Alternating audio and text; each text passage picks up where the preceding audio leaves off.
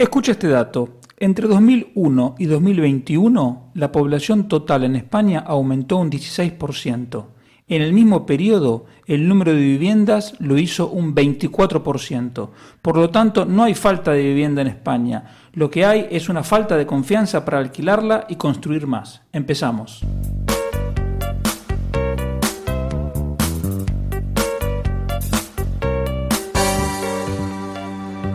Economía Hoy, con Diego Barceló.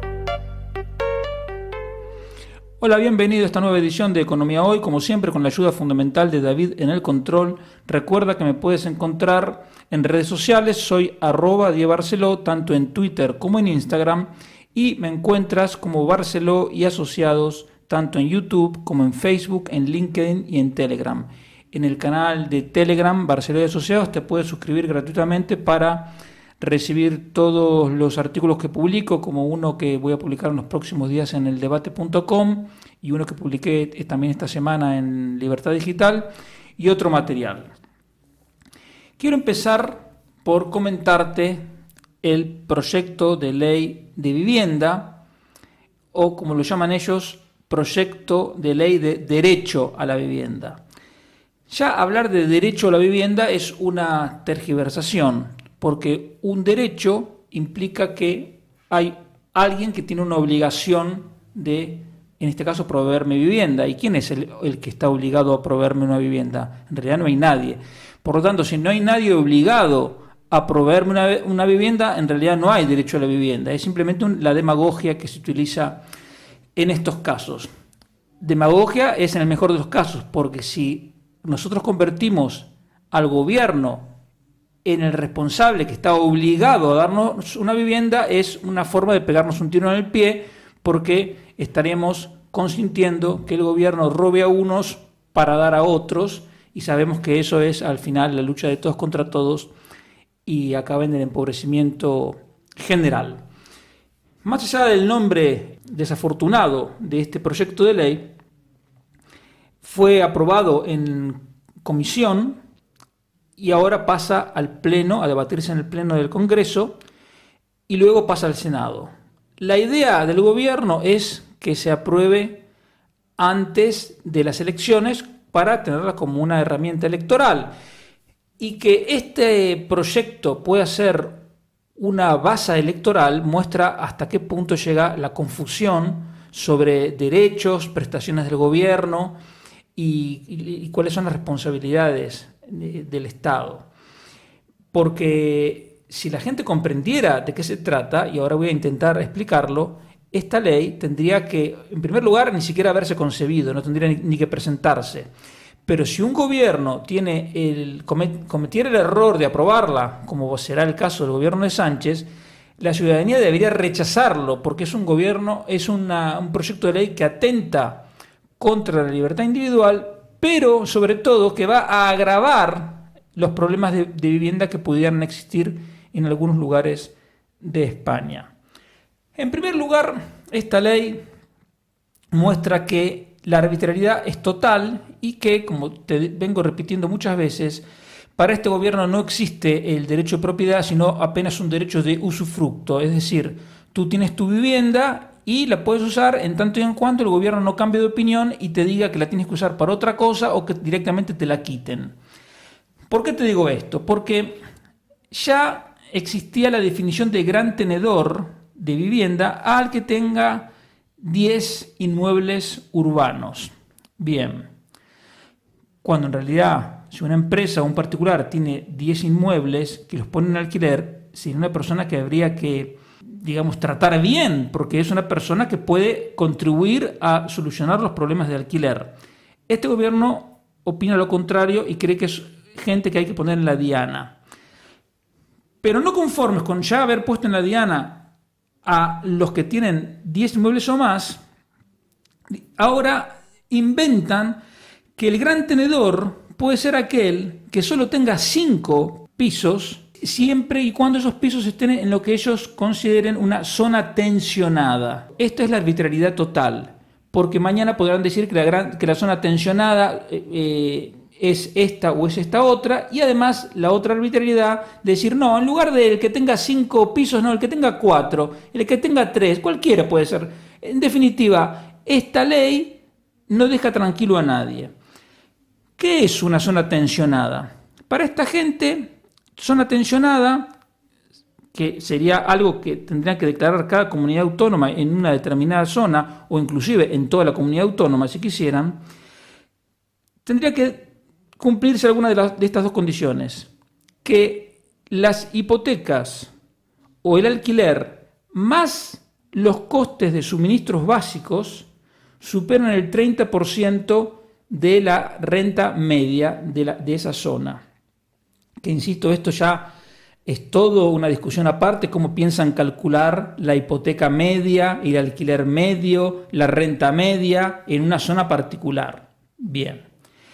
Y la otra alternativa es que se pueda declarar una zona tensionada si el precio de venta de los pisos o los alquileres han subido más de 3 puntos porcentuales por encima del IPC en un periodo de 5 años. Es decir, si en 5 años, digamos, la inflación fue 15 y el precio del metro cuadrado aumentó un 18, ya la comunidad autónoma estaría en condiciones de decir que esa zona es tensionada.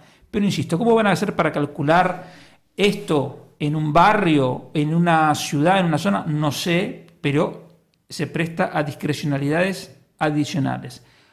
Por fortuna, la declaración de zona tensionada no sería obligatoria, sino simplemente que sería una posibilidad que podrían hacer los gobiernos autonómicos. Por lo tanto, tenemos una esperanza de que haya gobiernos sensatos que eso no lo declaren jamás. Y esta es una de las primeras dificultades, una de las primeras complicaciones que va a introducir el gobierno en el mercado del alquiler, porque genera duda, primero porque no se sabe quién va a ser declarado gran tenedor, y por otro lado porque no se sabe si se va a declarar zona tensionada o no, y cómo se va a declarar. Pero además hay otra cosa, que por cómo está definido eso de la zona tensionada, que incluye no solo el precio de venta o alquiler, sino también el costo de los suministros básicos, resulta que podría darse una declaración de zona tensionada porque aumentó el precio de la electricidad y el gas. Por lo tanto, que no tenga nada que ver con el mercado del alquiler. Pero de todas maneras, se podría declarar zona tensionada. A partir de la declaración de zona tensionada, habría límites al incremento de los precios de los alquileres. Y ese es el otro punto central de esta reforma, que va a impedir que los contratos de alquiler se actualicen según el IPC. Entonces van a crear un índice que todavía no saben cómo va a ser, pero que por diseño tiene que dar menos que el IPC. Es como haber puesto un impuesto adicional a los propietarios que alquilen. Entonces, si cobraban 100, no, ahora cobrarán 98, 97 o lo que sea la diferencia entre el nuevo índice que van a crear y el IPC. Una diferencia que además va a ser acumulativa, porque supongamos que es un 2% menos, ese 2% lo perderían cada año. Entonces, este año pierdo un 2, el año que viene pierdo otro 2, el otro año pierdo otro 2, etc. Es un impuesto en toda regla. ¿El marco general cuál es? Y es que el número de viviendas en España en los últimos 20 años ha aumentado más deprisa que la población. La población entre 2001 y 2021 pasó de 40 millones y medio a 46.800.000. Es un aumento redondeando del 16%. El número de viviendas pasó de 21 millones a 26 millones, un aumento casi del 24%. Por lo tanto, en términos generales, la relación entre viviendas y población incluso mejoró un poquito. O sea, hay más viviendas con relación a la población de los que había hace 20 años. Entonces, no es que hay un problema general de falta de vivienda en toda España por lo que hace falta una ley que ponga remedio. No. Porque cuando tú miras este mismo dato a nivel de comunidades autónomas, te encuentras que en Andalucía, Comunidad Valenciana, Galicia, País Vasco, Asturias, Aragón, ambas Castillas, la relación entre población y viviendas aumentó mucho más. Quiero decir, hay más viviendas per cápita de las que había hace 20 años. Por lo tanto, no son regiones que a priori tengan problemas de falta de vivienda. En Madrid y en Cataluña, la relación entre el número de viviendas y población está más o menos igual. Y donde sí ha empeorado es en los archipiélagos, es decir, en Canarias y en Baleares. ¿Por dónde podría haber un problema? Digamos, un problema de falta de vivienda, si la población residente no aumentó tanto. El punto es el aumento del turismo, que en los últimos 20 años la llegada de turistas extranjeros aumentó un 70%. Pero también es verdad que los turistas no se alojan exclusivamente en viviendas, sino en gran medida en hoteles, y las plazas hoteleras aumentaron un 27%. Por lo tanto, ni aún incluyendo todos los turistas extranjeros, que a lo mejor algunos se quedan una noche, pero aunque no sea el caso más usual, yo insisto con que no hay un problema de falta de vivienda en general. Lo que hay es un problema de falta de confianza, por la cual hay gente que tiene pisos y no los saca a alquiler. Entonces, la ineptitud del gobierno genera un faltante, pero no porque no estén las viviendas, sino porque esas viviendas no salen al mercado. Porque si tú llevas aquí varios años, en España quiero decir, recordarás que aquí hubo un boom inmobiliario, donde se construyeron casas se construyeron tantas casas que ni siquiera se pudieron vender. De hecho, el llamado Banco Malo, la Sareb, tiene pisos que los bancos no pudieron vender. Por lo tanto, eso te ratifica que no hay un problema de falta de casas. Es verdad que algunas pueden estar construidas en lugares inaccesibles, incómodos, lo que sea. También es verdad que puede haber a lo mejor ausencia en algún lugar de pisos de un determinado tamaño. Pero insisto, el problema no es general y no hace falta una ley que ponga remedio. De todas formas, este tipo de problemas no se soluciona con ninguna ley. Se soluciona dando confianza para que los pisos que puedan ser alquilables se alquilen y dando confianza para que se construya más. Y en la construcción, más que en otros sectores, es fundamental la confianza, porque son proyectos a largo plazo, desde que el constructor decide la obra hasta que vende el piso y construye pasan años, y entonces se necesita una cierta visibilidad para encarar eso. Y lo primero que se encuentra el constructor cuando quiere construir, ¿qué es? Que el ayuntamiento de turno le cobra un 4% de impuesto de construcciones. Tú quieres construir en Oviedo un edificio, lo primero que tienes que hacer es pasar por el ayuntamiento y pagar el 4% del coste estimado de la obra. Pero, ¿queremos que construyan o queremos que no construyan? Lo primero que tendrían que hacer los ayuntamientos es derogar ese impuesto, porque es un impuesto pensado para la época de la burbuja inmobiliaria, en realidad burbuja del gasto público y burbuja de crédito, por la cual los precios de los pisos subían. El ayuntamiento cobraba y al constructor no le importaba pagarlo porque total subía el precio de los pisos. Pero esa realidad cambió. Entonces, lo primero que tendrían que hacer los ayuntamientos es adecuar esa realidad, esa carga tributaria a la realidad. Y eso, una vez más, esta ley de vivienda no lo hace. Ni siquiera se menciona. Entonces, tenemos que caer en lo de siempre. ¿El problema cuál es? Que este gobierno pactó esta ley con dos partidos disolventes, es decir, con Esquerra Republicana y con Bildu, que son dos partidos que de manera abierta, es decir, no ocultan que ellos quieren desmembrar a España. Por lo tanto, ellos son partidos que quieren que a España le vaya mal, porque no te olvides que todo el inicio del proyecto del golpe de Estado en Cataluña de 2017 empezó en 2013 y 2014, es decir, en el peor momento de la crisis económica anterior. Los separatismos necesitan crisis económica para culpar a España y favorecer sus planes. Entonces, si uno ve un proyecto de ley que está promovido por Esquerra Republicana y por Bildu, uno ya sabe que va contra el interés general, y este es el caso.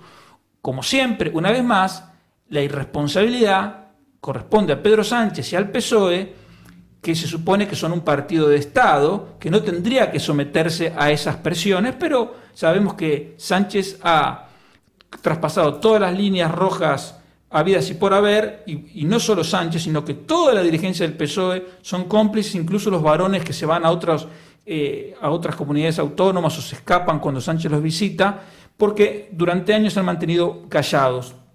Pero son todos responsables y corresponsables de esto, que lamentablemente será una ley más que el próximo gobierno tendrá que derogar. Porque te repito, si en algunos lugares hay un problema de falta de vivienda de alquiler o de aumento de precio del alquiler, solo se resuelve con más oferta de alquiler, ¿sí? Porque ¿qué queremos? ¿Que no vengan más turistas? ¿Qué queremos? ¿Que no crezca más la población? No, entonces tenemos que construir más y aumentar la oferta de alquiler, y eso solo se hace con más confianza y mejores condiciones. Lo otro brevemente que te quiero comentar es el tema de los sindicatos que están amenazando abiertamente a la COE con llegar a un acuerdo de aumentos de salarios, y si no, van a ir a una huelga. Esto desde ya te aviso que es un paripé, y la amenaza es imposible de no cumplirse, en el sentido que si tú dices quiero un acuerdo antes del 1 de mayo, y quedando los días que quedan, es evidente que ese acuerdo no se va a llegar. Por lo tanto, el 1 de mayo precalentarán el ambiente y convocarán a la huelga para unos días después y ayudar a Sánchez en sus planes.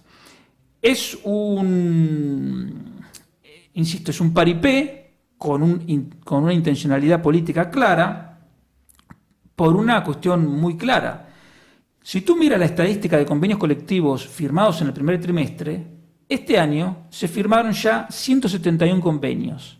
El año pasado, a esta altura, se habían firmado, o sea, en el primer trimestre de 2022, se habían firmado 80. Es decir, que este año se firmaron más del doble de convenios colectivos. Y además, hasta ahora, los convenios firmados en estos 3 primeros meses incluyen una subida salarial de 3,1%, que es la mayor subida desde 2008. Quiero decir, los dirigentes sindicales a nivel nacional hacen el paripé de que están enfrentados con las empresas, insisten con esa patraña de que la inflación es culpa de las empresas que aumentan las ganancias, cosa que ya te expliqué, que es una barbaridad, que no responde a la teoría económica, que es simplemente un eslogan para avivar el resentimiento de la gente incauta. Pero por debajo, esos mismos sindicatos están pactando con las empresas y están llegando a acuerdos, porque los sindicalistas que están en la trinchera, digamos, que están a nivel en las fábricas, están en las empresas, son mucho más razonables que los dirigentes nacionales, que no se encuentran con esa realidad cotidiana, y entonces llegan a acuerdos. Y acuerdos, insisto, que están otorgando el mayor incremento salarial desde 2008, que podrá ser insuficiente, podrá considerarse que no alcanza, ok, pero si las empresas están acordando los mayores aumentos salariales desde 2008, quiere decir que también están haciendo un esfuerzo de su parte en un momento en que los márgenes se están reduciendo. Por lo tanto, los grandes sindicatos siguen perdiendo credibilidad, hacen un nuevo paripé, cuando en realidad lo que tendrán que hacer es alentar a que se firmen más convenios y mantener la paz social, que es lo que le interesa a cualquier país que quiera progresar. Pero esta gente tiene sus propios intereses políticos y entonces prefieren calentar el ambiente, hacer una marcha el 1 de mayo para luego convocar una huelga general. Lamentable. Y el otro tema que te quería comentar era el de la natalidad. A ver, en 2022 en España nacieron 330.000 bebés. es el menor número de nacimientos desde 1884. Eso es lo que recogen las estadísticas. Yo creo que desde más todavía, porque en 1884 coincidirás conmigo en que habría nacimientos que ni se registraban porque simplemente la gente a lo mejor estaba en el campo y no se iba a molestar en ir a una ciudad a hacer el registro. Pero bueno, ya desde 1884 estamos hablando de 140 años. Te doy un ejemplo. En 1972, hace 50 años, nacieron 670.000 bebés, es decir, el doble de bebés. Pero el doble de bebés con una población menor. Mientras en 1972 nació el equivalente a casi el 2% de la población, ahora en 2022 nació el 0,7% de la población. Entonces, esos son los datos objetivos. Ahora, en ese punto es donde empieza la retórica que se escucha en todos los medios de comunicación, orales, escritos, televisivos, en todos, diciendo, claro, faltan las ayudas a la natalidad, este gobierno que no da ayudas. Y ahí empieza la discusión. Porque yo te pregunto, ¿qué ayudas había a la natalidad en 1972? Yo realmente no lo sé, pero no creo que hayan sido muchas y apostaría por casi cero de ayudas. En cambio, ahora, ¿cuántas ayudas hay? Ahora tienes 1.000 euros por nacimiento en caso de familias monoparentales o familias numerosas, ayudas para guarderías, ayudas en caso de parto o adopción múltiple. Esa ayuda puede llegar al equivalente a 4 salarios mínimos si son 2 bebés que se adoptan, o a 8 salarios mínimos, es decir, más de 8.000 euros, casi 9.000 euros, si se adoptan 3 hijos. Hay una prestación adicional por nacimiento, hay una deducción en IRPF hasta que el bebé cumple 3 años, otra deducción en caso de familias numerosas. Los permisos de maternidad y paternidad se han ampliado hasta 16 semanas. Hay además un permiso de lactancia hasta que el bebé cumple 9 meses. Hay bonificaciones por contratar a un cuidador. Y estas son las de ámbito nacional. Además, tienes ayudas autonómicas y en algunos casos incluso municipales, que no tengo tiempo para investigar de manera exhaustiva. Pero quiero decirte, es evidente que el tema de las ayudas a la natalidad son simplemente una herramienta más de los políticos para hacer propaganda, robando dinero a unos para dárselo a otros. Pero no ayuda a la natalidad. De hecho, a los políticos no les interesa fomentar la natalidad, les interesa captar los votos de esa gente que tiene los bebés. Pero insistir con las ayudas es simplemente demagógico, porque no da el resultado. No da resultado. Si yo te estoy diciendo, te dije hace unos minutos, que la industria de la construcción necesita tener confianza porque sus proyectos duran años. Imagínate la confianza que necesita tener una familia que sabe que si trae un bebé al mundo, lo van a tener que mantener durante 20 años, por lo menos antes de que el chico se pueda poner a trabajar. Entonces, ¿qué te quiero decir? Que en un país que tiene 4 millones de parados, la mayor política de natalidad es la política del pleno empleo. Pero este gobierno, al mismo tiempo que por un lado nos roba dinero para dar ayudas a la natalidad, por otro lado también nos roba dinero para pagarle a la gente para que no trabaje. Y además para poner un montón de trabas a la gente que quiere trabajar, empezando por el salario mínimo, que impide que muchas pequeñas empresas contraten al personal que necesitan e impide que muchos chavales que podrían estar trabajando, trabajen. Porque como no saben hacer nada, nadie les va a pagar 14 salarios de 1.080 euros. Entonces, lo primero que hay que hacer, si queremos realmente que haya una natalidad creciente, es una política que contribuya al pleno empleo. Podría ser también simplemente reduciendo el impuesto de sociedades a la mitad o menos, o incluso eliminarlo de manera paulatina. Sería una manera muy simple y muy potente de fomentar la demanda de trabajo por parte de las empresas. Y no me gustaría avanzar mucho más en el tema de ayudas a la natalidad. ¿Por qué? Porque en última instancia, a mí hay algo que no me gusta y que incluso considero inmoral. Y es que, ¿quién es el gobierno para intentar chantajear a una persona que libremente decide tener ninguno, 1, 2 o 8 o 9 hijos? La gente tiene que ser libre para decir lo que quiera. Y no es mejor ciudadano por tener 5 hijos que por tener 0. No es, así como no es mejor ciudadano por casarse o mantenerse soltero, ni es mejor ciudadano por ninguna otra característica.